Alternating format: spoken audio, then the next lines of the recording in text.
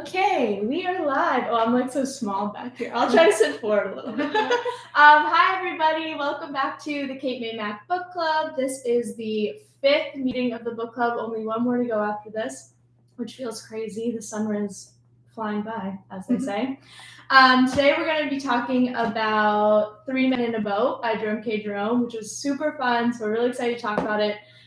Before that, a little Kate May Mac news. We just published our very first children's book. It's called Dr. Physics Dog Days of Summer.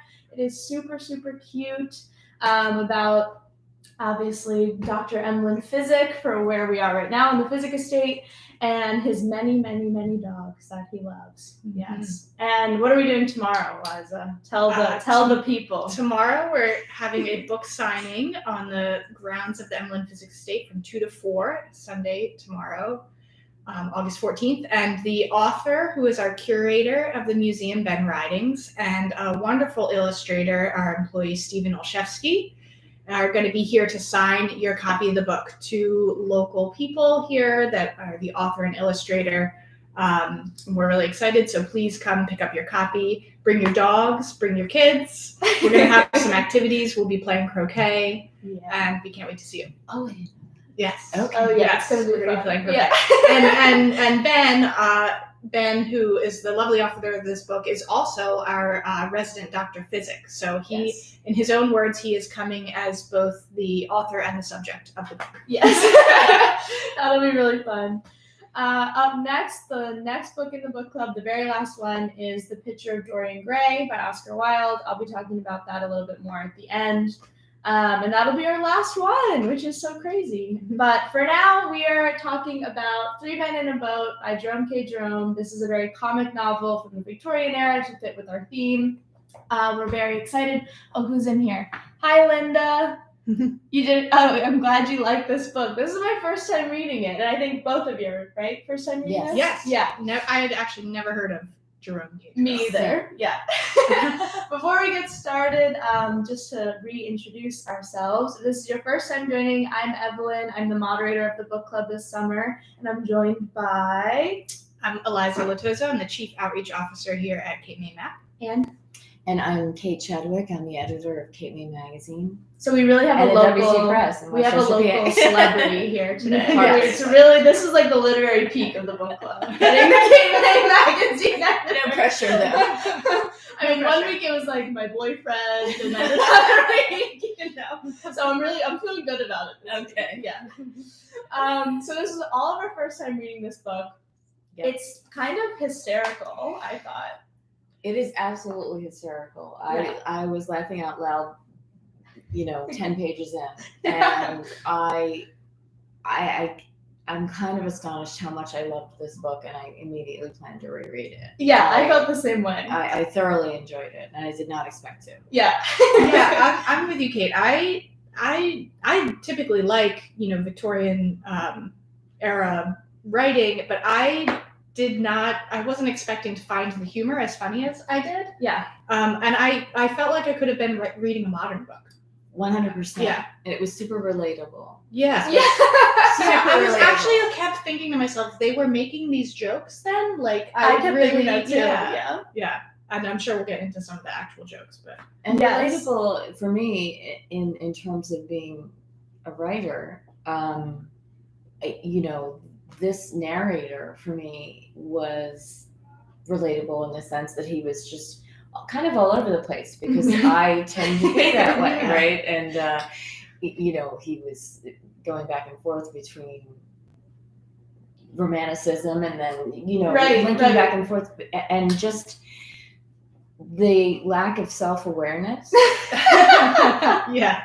Which, we're all guilty of, I think, but it's something that I run across a lot. Yeah. And then he'll sort of wink in a way that he knows he's being. Yeah. Yeah. Like he's in on the joke a little bit. Right. He's definitely in on the joke. Yeah. I think a funny thing, maybe to set some context up for this. So Jerome K. Jerome is his actual name. It's not a pen name. Right. And so his parents named him Jerome. And his father was also Jerome. But his father was Jerome Clap-Dramone, and he's Jerome Clapta Jerome with a K, and his father is with a C. So I feel like from an early age he's set up to be funny. Right. Like his parents are funny. Kind of inevitable that you're going to be. Yeah. Because I didn't do any research on him at all. Why do we not know about him? I mean, the back says the best known classics of English humor. Okay, this is such a good question. Yeah. So a lot of the books that we've read this summer have, at their time of publication, were super popular, which is the case of this. But as we go forward now, 100 plus years later, it sort of dropped off in scholarship and in interest, largely because other authors, the serious authors of the day, squashed them. Oh. So, like in our first book, Anne Brontë was completely crushed by her sister Charlotte. In the next one, Mary Seacole, her legacy was totally eclipsed by Florence Nightingale. And this one, Jerome was like arch nemesis with Charles Dickens. Oh, all right. And so it's really, really funny. It was even funnier, like, reading about this book than reading the book, because he was such a comic character, like in real life. And so he started this literary magazine that was a direct competition with Charles Dickens. And they became these sort of two schools of thought against each other. So Charles Dickens was like this very earnest, writing like very formally, taking the work seriously, quote unquote. Whereas Jerome was like, I think this is funny that you do this. You're not writing for the masses. I'm writing for the populace. And that was that was their schism, was like being earnest or being funny, and sort of where literature fell in between them. And so because of that, Dickens did like pretty much everything he could to crush him. Like critical reviews were horrible for this book. Wow. But it sold over 200,000 copies, which was huge back then. And it was pirated in America and sold under a different name, over 1 million copies. So it was like everyone loved, like the masses loved him, but the critical scholarship was like, absolutely not. I can see the universal appeal of it, and I can also see why critics would be like, again, this guy's all over the place. Right. Like, what kind of book is this? But I think it really, it's almost like I love the little tangents he goes on. Yeah. You really just, he'll just veer off telling us, probably because I do it myself. Yeah. Again, I felt so relatable to me, and that the fact that he had that feud with Dickens, I can even feel that too. I felt reading it I felt very much like I don't know if it's been adapted, but I felt like it was skits. Yes. I felt like I was watching SNL skits. Yes. Or like 100%. Brian Laurie or something. I mean, it was I very think skit-like. part of that is because of all these books were serialized. So every chapter is essentially its own standalone. If you had just picked up the magazine and read just that chapter, it should say enough to give you somewhat of an experience reading it. So I think that's why you feel that way. Okay. And again, I mean, bringing this back to me, it reminded me in a way of, when I say, again, it's relatable, because I felt like this could have been written, in modern times. Yeah. It reminded me of David Sedaris, who's my favorite author ever, and who is hilarious, but has a tendency to say things like, blah, it was beautiful and magnificent out here in nature, and etc. And just sort of sign off with I thought this. Kind of thing. And I felt that sort of attitude throughout this. Yeah. Do you want to walk us through the plot a little bit? Yeah, sure. So who are the three men? The three men are three friends. They're Jay, who took me a little bit to realize is the narrator and the author. Yes. And his friends George and Harris, and the dog Montmorency. Montmorency. Thank you. I just sort of glided over that word through the whole book. When I was a child, I started reading at a very young age, and I would form the pronunciations of these words in my mind. I do that turned too. out to be completely wrong. Yeah. And one of them that stands out to me to this day, and every time I see the word in writing, I revisit this, was Emergency, which I read as a child as Emergency. Yeah, that's better. And this dog's name was Emergency all over again. Yeah. It's like, how do we say this name? It tortured me. Yes. As the much as I dog, loved the very it. formal dog, Montmorency. The formal dog, yeah. Mhm. Who, if I didn't read the back in which they described him as a terrier, that would have also taken me a bit to realize he was a dog. Yeah, because he gives him such human characters. Yeah, He's completely personified. He does. Yeah, the dog has a whole personality. Which I also love. Yeah, I love that too. So long story short, they decide to go on. They're going on a holiday down the River Thames, and they decided that they're going to row a boat. Or they were at times they were rowing, at times they were Towing. Which Took me a while to understand what exactly they were talking about. I had one of those light bulb moments where I all of a sudden realized what a towpath was, which now feels very dumb. But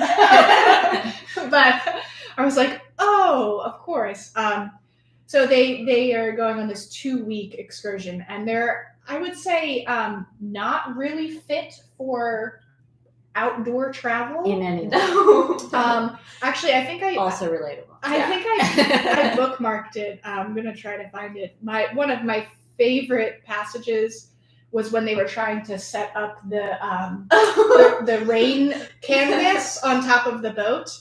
And it was like the boat fighting against them. And the boat was fighting against them. And they say we took up the hoops, we began to drop them into the sockets and places for them. You would not imagine this to be dangerous work, but looking back now, it is a wonder to me that any of us still are alive to tell the tale. These were not hoops, they were demons. And there's scenes where, I mean, he describes, he goes off on a lot of tangents describing other people that he knows that are trying to do the things that they're doing and how unsuccessful it was. And then unsuccessfully So it is for them doing it too. themselves, Yeah. And it just and not seeing that. not seeing the peril. Yeah, No. Not at all. And I'm also not really a camper, and I flash back to some very questionable times of trying to set up a tent, and Yes. it was again just very relatable. And it also speaks to me, to the larger theme. And again, this is something that, as I get older, that I struggle with personally and I see in other people. We always assume that the things we really want are outside of our own orbit in some way. Like, oh God, nature will cure me. Yeah. Right? Nature will, and I'm not bashing nature, but I'm definitely an indoor girl. Me too. Right? And I've been camping, and millennials who didn't invent hiking. I used to do that too all the time. But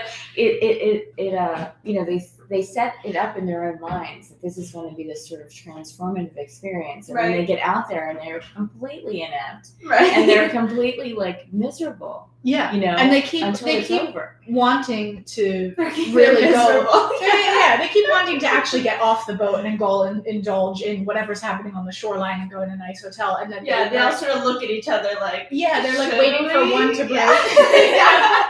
Well, what's funny is how, you're saying they go through they plan to go for a fortnight, this river journey, and they sort of come to the compromise all right, when it's bad weather, we'll go to the hotel, and when it's good weather, we'll stay on the boat. London, where it's bad weather more than it's not, right? Yeah. And then it finishes up with them ending it early. They're right. Yeah, Both after are a sort of week, I like, think, right? maybe we'll just. That was good enough. Yeah. One of the things I liked is that there's sort of the overarching storyline of them going down the river, but they do go off on a lot of tangents, which are so funny in of themselves. You sort of forget that you're reading something that has a plot. Yeah. Right. It barely has a plot. It's Yeah. really like you saying a novel in sketches, a novel in skits. Yeah. I mean, I was totally into. I'm going to bring it up because you brought it up in the beginning. The cheese subplot. Cheese. Which goes on for 2 pages. It's that was what was so funny to me. It's It was almost a whole chapter. anything you would think in a novel that could be a joke in a paragraph, it's like he does it for 5 pages. Right. And it just gets funnier and funnier than you could imagine him spending time on. His uncle hanging the photo and that was I was crying. It was so funny, but And I was like, that was such it a has modern nothing scene. to do with anything. Yeah. But I loved that. I love these little tangents because that's what my emails look like. Well, okay. So speaking of being a person that also sends long and rambling emails, Right. and then sometimes goes back and tries to annotate them for the reader to make it a little bit more clear. So I want to see what you both think. One of my favorite things about this book was the pre-chapter, the beginning of the chapter. What would you call that? So that's kind of common actually in Victorian novels. So the second book we read, Demonstrating our ignorance. Mary. No, but it's sort of like it's a menu of what you're gonna get. This is what's gonna happen. Yeah. So it gives you like the scenes that you're gonna get in a certain chapter. But the way it's written, like I just opened to chapter 5, the food question, period, dash. Objections to paraffin oil as an atmosphere, period, dash. Advantages of cheese as a traveling companion, period, dash. A married woman deserts her home. Again, period, dash. Further provisions for getting upset, period, dash. I pack. Cussedness of toothbrushes. Oh my god, the Amherst toothbrush pack. one was so funny. Awful behavior of Montmorency. Yeah. We retire to rest. I mean, Yeah, so I'm I laughing think he's sort just of, at this that. is like a common, like, editors would do this at the beginning of chapters. summary, A little Yeah. summary of what you're going to get in the scene, and we saw that in our Mary Sequel book, and I think in a few versions of the next one. But this one's funny because I think he's obviously asked or made an authorial demand on his editor to write it himself. So it's like just as funny as, You mean otherwise they would have written it for them? yes. So like the Mary Sequel one is very formal. It's like traveling to here, the battle of this, and like even though she's a funny author, like I think those headers were very much like just a table of contents. Right. Whereas these were like, he was like, okay, if I have to do this, they're gonna be like little funny. Totally. I mean, actually, like I honestly think you could go through the book just reading And just reading the chapter descriptions. Exactly. And as a writer, I'm now wondering, it crossed my mind for a split second as I was reading it, but now that we're talking about it, you've enlightened me in that regard. I'm wondering so I'm assuming he wrote, now I'm into the process of it. Did he write the chapter and then go back and write the analysis? I think pretty likely. Did he write the whole book and then go back and annotate It each was chapter? I wonder. serialized. So he wrote it chapter by chapter. Okay. But it was picked up to be a full book pretty quickly. And then at that point he wrote the preface, which is also so funny because at this point a lot of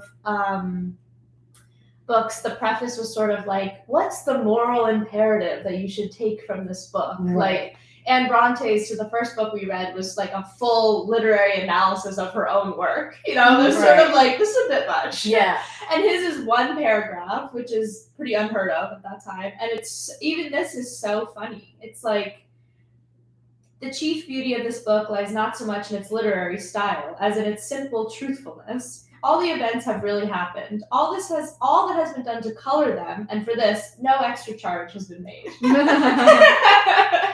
It's just I felt like all of it was joyous, but these little chapter headings, like one of my favorites was at the end because I like flying fish, it's a big part of my personal washing day, fish and fishers, the art of angling, a conscientious fly fisher, a fishy story.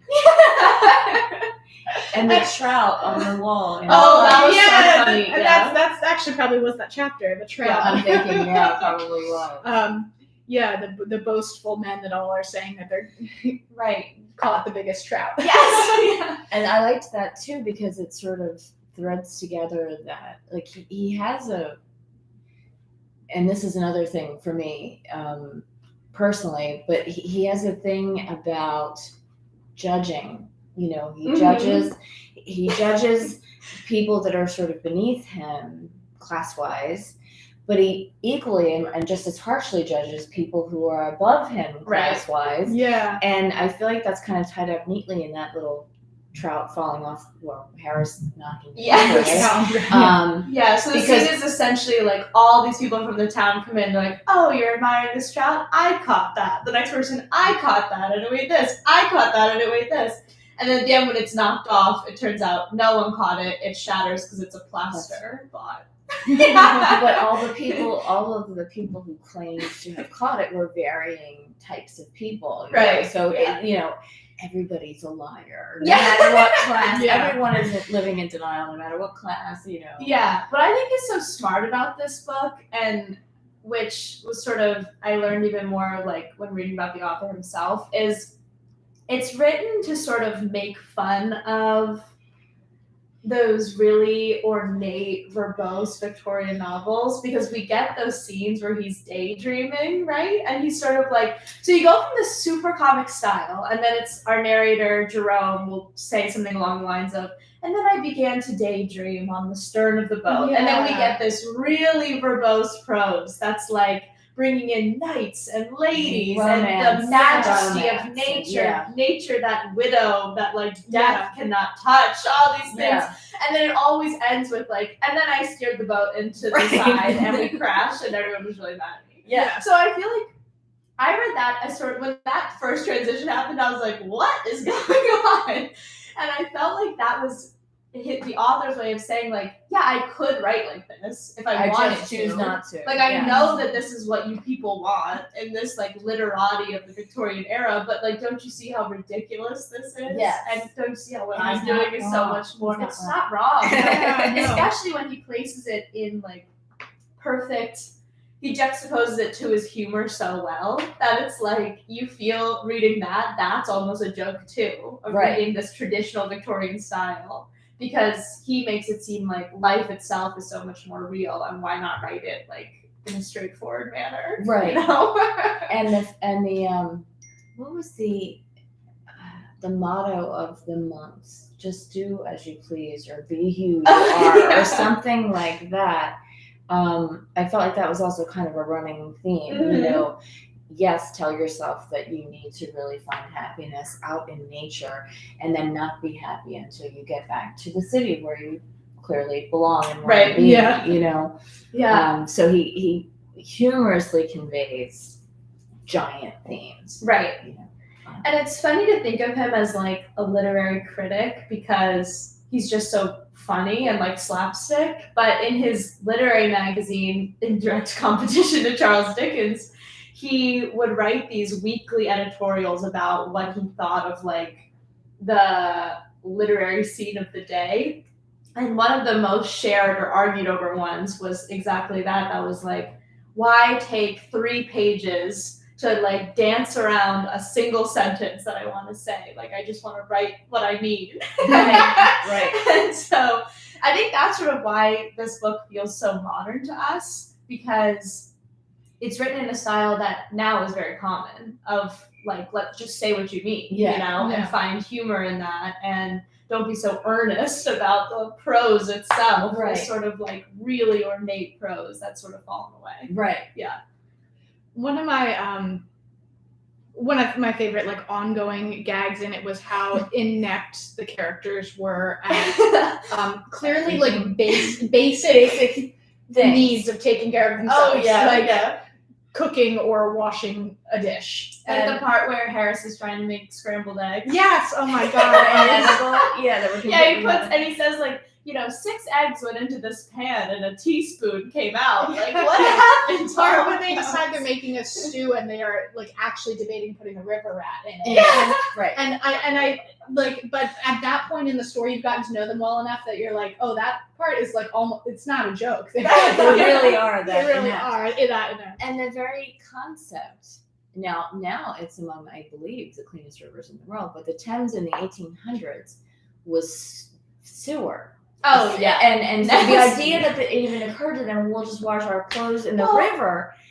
Yeah. And let's talk about when the corpse floats down the river. Yeah. Oh, remember that? Wait a second. When that happened, I thought, okay, we've gotten towards the end of the book. Is this going to take a turn and there's going to be a murder? And then they Yeah, just murder. glossed. And they just totally glossed over that. But that's how filthy that river was Yes. then. And how like And crazy. so the idea that they were like, well, we'll just wash our clothes in the river, obviously. Yeah. I mean, the fact There was that a that scene even where crossed their where an minds. old boating man was telling them to drink it.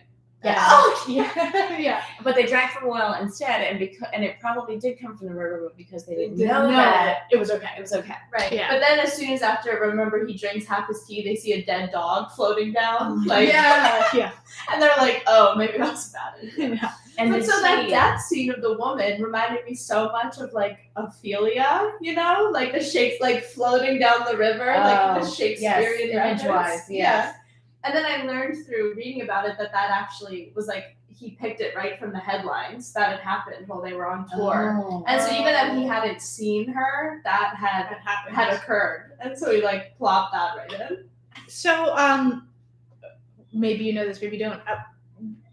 Would that have been like a popular holiday? I mean, it seems to me that they're good describing it question. like that there were lots of other people doing these types of activities on the river. Yes, so it was already a pretty popular activity, but it was sort of at the beginning of it. It was like sort of a lesser known, but like still like so there were And boats more to rent, novel etc. idea, But after this was published in 1889, there was such a boom of people wanting to recreate their exact I wanna do trip. it. Wow, I mean that like businesses and towns along the river actually like exploded in growth because of this novel. Wow. Yeah. All right.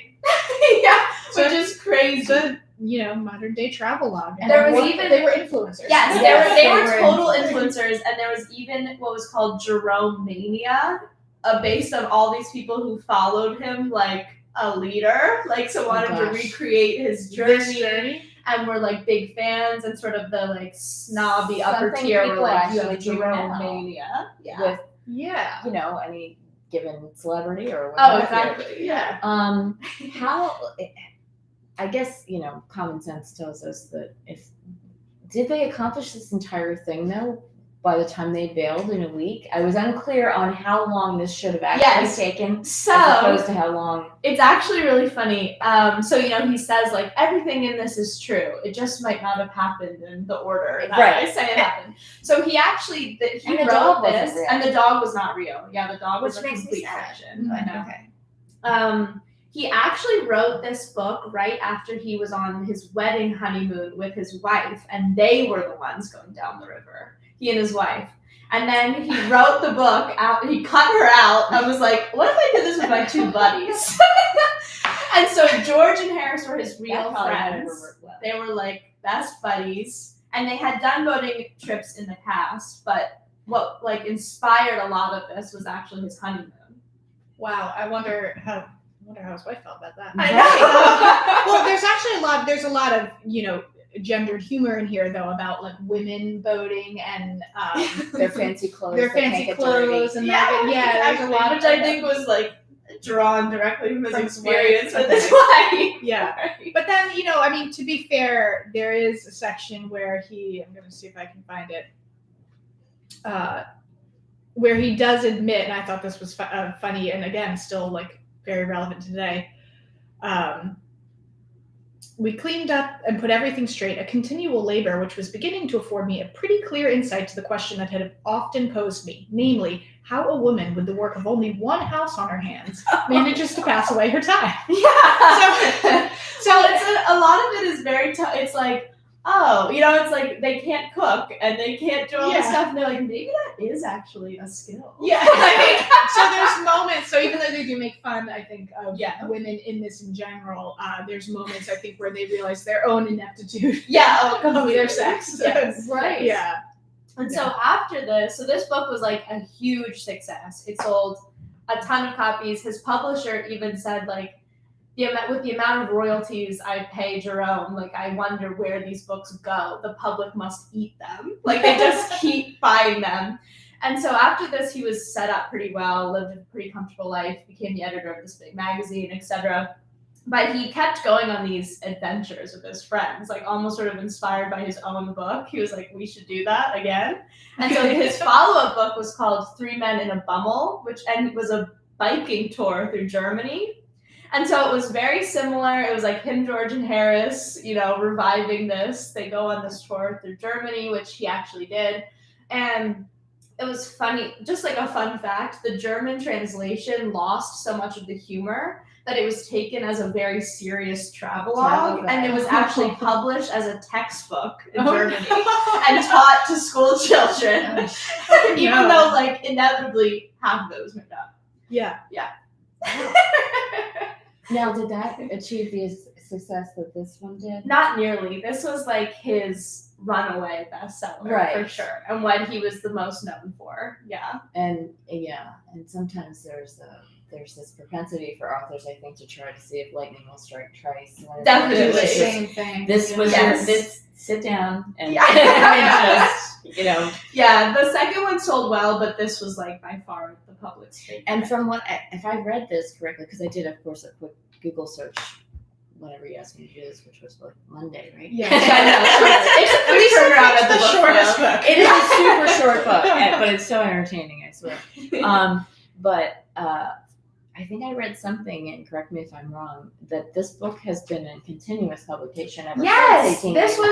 Thanks for bringing that up. This was the first book of the ones that we've read so far that has never gone out of print.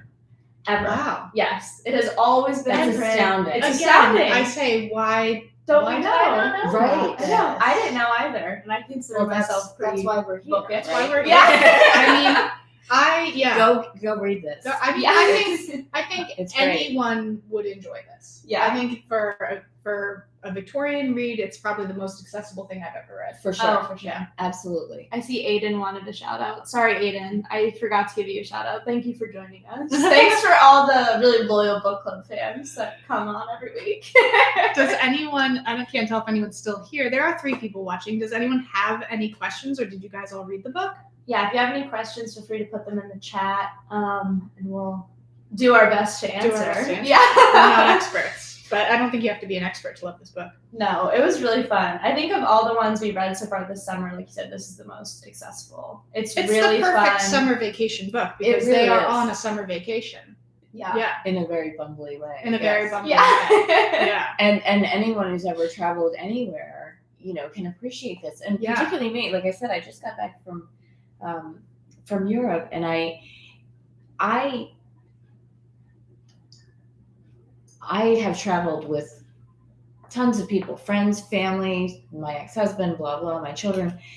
And when you travel with other people, it just gets exponentially more complex.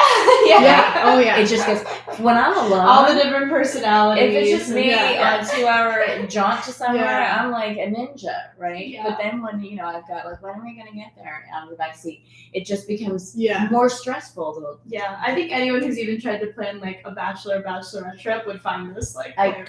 Yeah. I mean, yeah, a big part of it was the relationship with the 3 main characters. Yeah. And how comical that was. And that was, super, super relatable. What has been your favorite book? Not all time, but for this book club. This one was really funny, and this was probably my favorite one that I hadn't read before. So this was a new one for me, and I loved it. But I think of all the ones we've read, I think Carmilla is still my favorite. But I'd read that many times before. That was our vampire novella that we read last week. Okay. And I'm new here, Joe. yeah. Don't ask me anything. I know, I was like, I've read Dickens. Yeah, you guys are both like this one is my favorite? Yeah. I don't know. I did read Carmilla too, and I love it. Oh, but, yeah. I like this I one better. loved this book. This one's so funny. Yeah. I suggested to my 17-year-old who's going into his senior year and has an absolute ton of summer reading ahead of him that he hasn't started. Yeah, I was that's like, great. when you're done with that, you will love this. Yeah. And I believe he will. I mean, I just thoroughly enjoyed it. And he was, of course, impressed with me last night as I'm laughing my butt off. And finally got up and left the room. He was like, all right. I was doing the same thing. I was just sitting there laughing so much. There was a lot of laughing out loud. Yeah. Mhm. The other thing about this that I think is nice because of its sort of sporadicness, I think you could read a chapter And then put just it down. walk Yeah. away, And it's not super long, I mean, as you can see. I mean, the print's tiny, but it's not. Yeah, like, I tried to go not easy on you guys and do 5,000 all like pages less or than anything. 200 pages. Yeah. I don't want to leave before. I don't want to end before going more into the cheese story because Okay. I had to because I loved that so much because I was crying laughing reading that. I grew up with a story that my mom had always told me about her first time ever going to Paris, and we were just in Paris. Yeah. And her story is exactly the same as this in the book. Yeah. Sticky cheese. So in the book, it's essentially like one of the characters buys this load of expensive, very stinky cheese, and it follows him throughout trying to take it home. Well, so clears out the train. He asks his friend to bring it home to him because he's going on the train. Yes. Yeah, so he pawns the stinky cheese off on Yeah. someone and says, "Bring this back to my house because you'll get there faster." Yeah. And the train, the cheese, destroys the train. The cheese It's destroys like everyone is furious. Yeah. So my mother and father brought home from their first Paris trip a whole bunch of stinky cheese, smuggled it, not allowed to bring it home, and stowed it on the airplane. Oh, in the no! And I was Wow. reading that, and I was with my That's a mom bold move. on vacation. I was Yeah. with my mom on vacation reading that, and I was just crying, laughing, because I was like, "This is exactly what happened to you." And then it's like they try to drown the cheese in the river. Oh yeah, But then the boat guy is like, you can't, it smells too horrible. You can't do You have that. to bury So then it. they take You it have to to the bury it. coroner. I don't know, Yeah. can you bury it? And he's like, that smells worse than a corpse. Like, we can't do that. Well, they bring it to the guy's wife, and she's like, "This can't come into the house." Yeah. And they proceed to try all sorts. I don't actually remember how they ended up getting rid of it. They buried it. I think they didn't buried They it. did They had to bury it. illegally bury it because the coroner wouldn't let it up. So they had to go out in the night and bury it by the river. Yeah. Illegally. So that was a whole chapter on cheese, but it was great. Yeah, it's so funny. Just wanted to dive Yes, into that. and that's why you should read this book. That's why you should read the book, The Stinky And Cheese. if you like tea, as I do, the part about the tea when they were attempting to boil the tea, they were like, if you don't, it never boils. It the never watch boils. pot never Yes. boils joke. and Yes. it really is. I actually thought That's to myself, actually true. I thought to myself, was that joke made from this? Honestly, maybe. I The didn't watch know. pot never I boils? don't know where that idiom I comes mean, from. So it could They come said from something. here. He said something along. Of course, I jotted this down, and helpfully sitting on my desk at home. But they said something about if you don't talk about it, or if you Right. don't look at it, Like you Directly. pretend like you're not even You You making say the You're not it, even you're like, making actually, tea. I don't Yeah. want tea. And I'm I'm not sure it's interested in boiling tea. over. And Yeah. if you say that in the presence of the tea, the Then boiling the tea- water will get a hold of Yes. itself. Yeah. And Yeah. as someone who drinks about 10 cups of tea a day, Yeah. I felt that in my soul. I know. Yeah. This really cracked me up. That was like me with the, I think one with of the the toothbrush funniest bit. parts was actually the very opening joke, about how they were Yes. all in a They're bad all- way in the they're all medical sense. hypochondriacs. They're all Yeah. hypochondriacs. They think they have every disease. I was like, oh, this is me on Yeah. WebMD, Yeah. looking up all my symptoms and Yeah. thinking I have a brain tumor.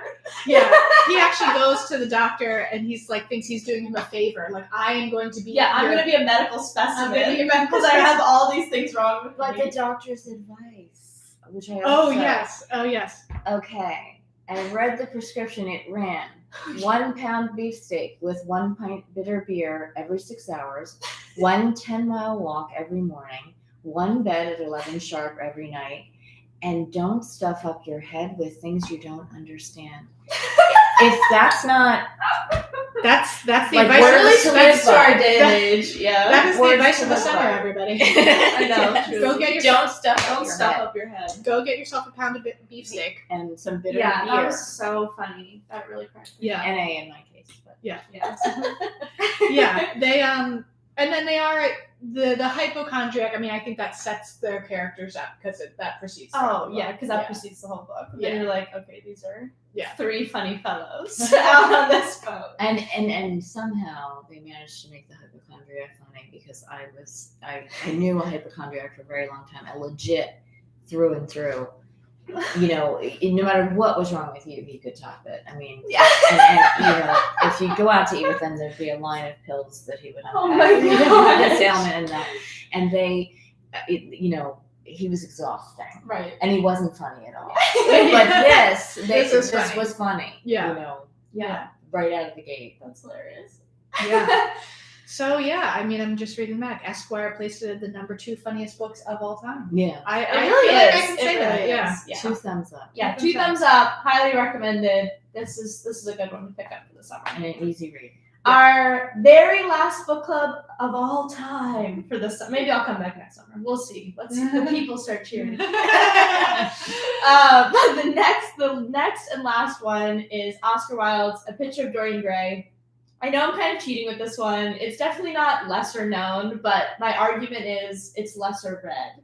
I feel like when I brought it up, everyone was like, "Oh, I've always wanted to read that. I've always wanted to read that," and no Right one here. that I know has Yeah. actually read it, including me. So we're gonna read it for 2 weeks from now, Saturday, 11 a.m. That'll be the very last one. So you can pick it up here in the Carriage House if you're local. It's for sale at the Physic Estate here. And I hope you guys will join me for that one. I think this will be a really good way to finish it off. And thank you guys so much for reading this. Thank you. It's a pleasure coming to in learn. with me. Yeah, it was really fun. Yeah. It was Thank good you. fun. And thanks to our book club fans who always come on every week. And if you're new this week, hopefully you'll come next week and read the book ahead of time. It's really fun. But yeah, thank you all so much. Now I'm going to get really big while I turn off the stream. Okay. Bye, everyone. Bye. Thank you. Bye. Thanks so much. That was fun.